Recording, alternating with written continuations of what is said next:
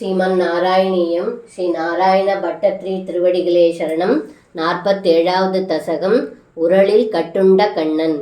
ஏகதாததி விமாதகாரிணீம் மாதரம் சமுபசேதிவான் பவான் स्तन्यलोलुपदया निवारयन् नङ्गमेत्यबभिवान् भयोधरौ अर्धबीदकुसकुट्मले त्वयि स्निग्धहासमधुराननम्बुनाम्बुजे दुग्धमीसदहने परिश्रुतं दद्दुमासु जननी जघामते सामि बीदरसभङ्गसङ्घद क्रोधभारपरिबोधचेदसा मन्ददण्डमुपगृह्य पाडितं हन्तदेवदधिभाजनं त्वया उच्चलध्वनितमुच्चगैस्तदा सन्निसम्य जननी समादृदा त्वत्यसो विसरवद्ददर्शसां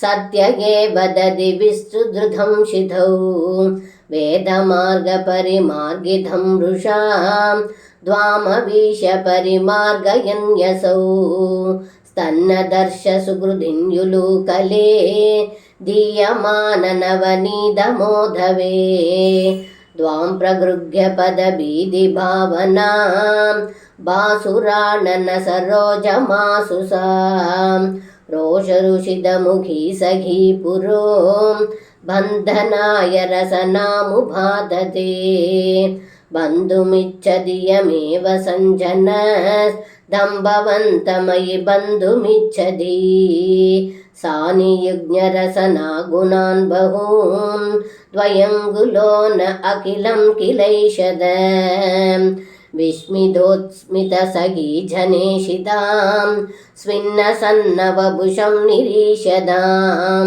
नित्यमुक्तवपुरभ्यहो हरे बन्धमेव कृपयान्वमन्यदाः सीयदां शिरमुलूकले गले द्यागधा भवनमेव सा यधां प्राकुलूकलबिलान्तरे ददां सर्भिरर्भिदमदन्नवास्तिदाः